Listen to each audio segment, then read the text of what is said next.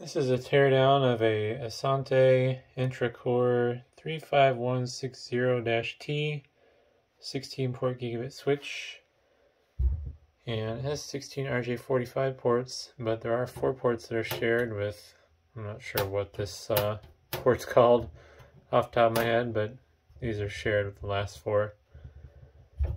So it's an older gigabit switch. Unfortunately the fans are bad and it's just not worth messing with when I have Juniper switches that are way nicer than this switch.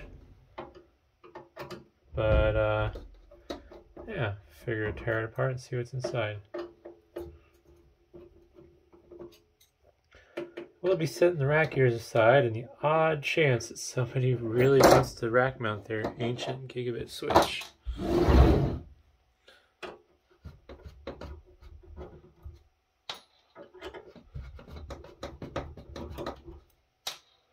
Alrighty. Mounts are off. And we're going to use a smaller screwdriver for the side screws.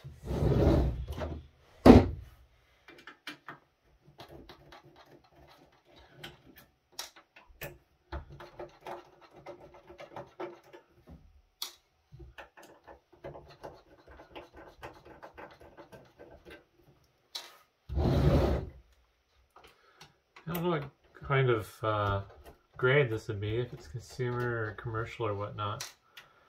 But it is kind of interesting seeing how these switches are designed. Although I do like how the consumer grade switches generally tend to be easier to tear apart. Also, an interesting quirk that this has is it has a physical power switch on the back along with a jack for redundant power supply. It calls it emergency power, but I don't know. I would say it's probably more redundant than anything else.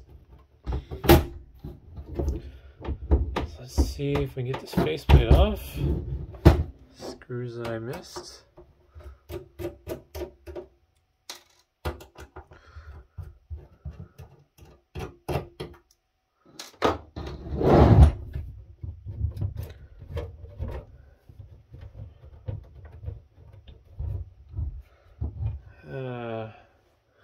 Not the right tool here, so we're going to improvise. Nope.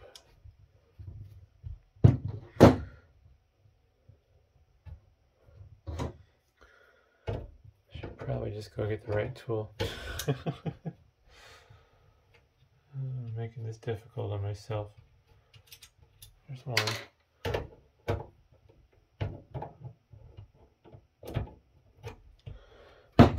And there's 2. There we go. I was kind of expecting that serial port to be on a breakout board, not on the actual PCB. That's interesting on the inside. A lot more going on in here than I was expecting. Huh. I don't remember if I plugged this in or not.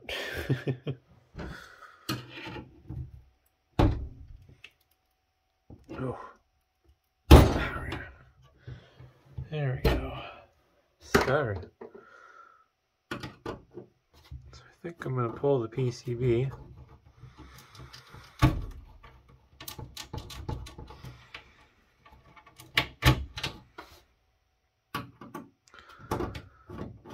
Something interesting I'm noticing is the fans have their own little DC conversion going on over there.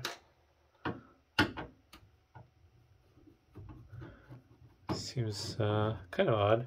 I don't know why they couldn't just run 12 volts over through the motherboard to power the fans. Also looks like there's a provision for a fan potentially right here.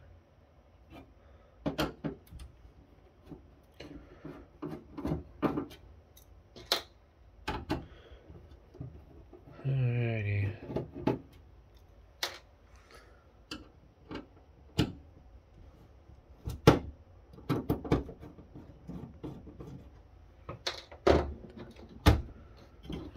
Oh, I missed a screw.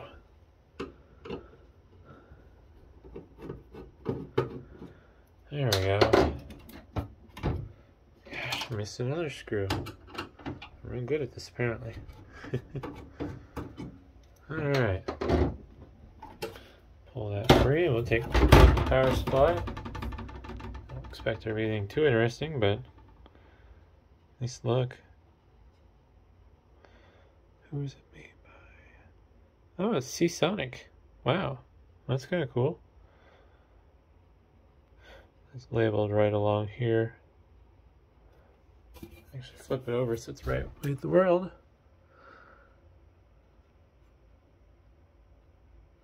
Outputs aren't labeled on it. I would guess it's probably putting 12 volts out though, considering the emergency power is 12 volts and it all connects in the same place. But yeah, these 40mm fans are shot. Wouldn't be too terrible to replace them, assuming they're standard pinout, but just not worth doing. Can get better stuff nowadays for a little bit more than what this switch was worth on eBay when I looked. Let's see here. I don't like these heat sinks. They're basically the same size as the chip. Although whatever this thermal epoxy is, it's really crusty and terrible. I don't know what the story is with that.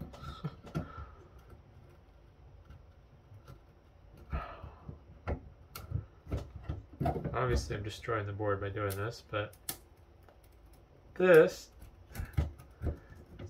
destined for the scrap heap. Come on. There we go. Might have to pop another one off. Yeah, we'll see.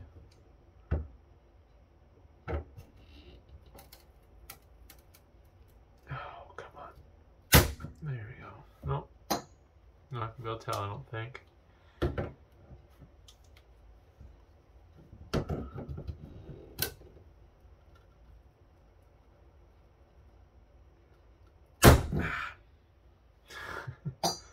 Kind of tricky popping these off because you kind of have to be careful about cutting yourself on something when it finally snaps.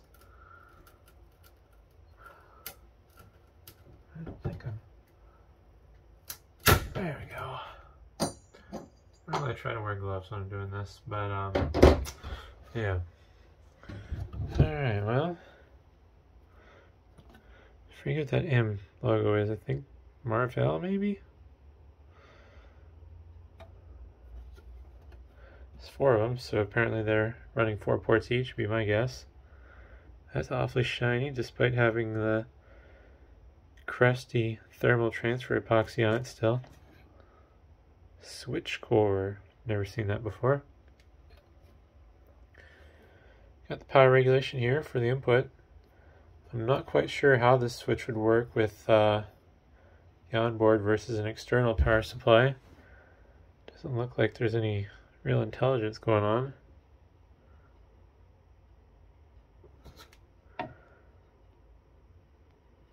And focus.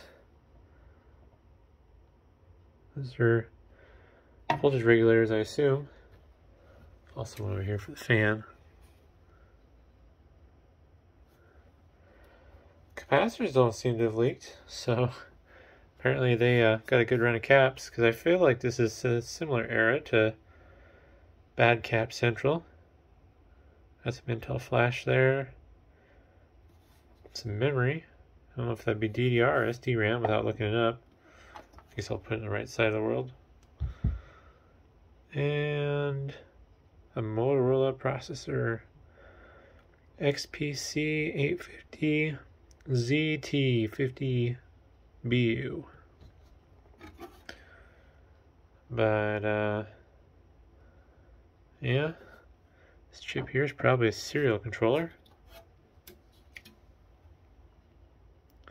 Maxim. Alright, that's what those networking chips probably are then, because the styling of the M is similar.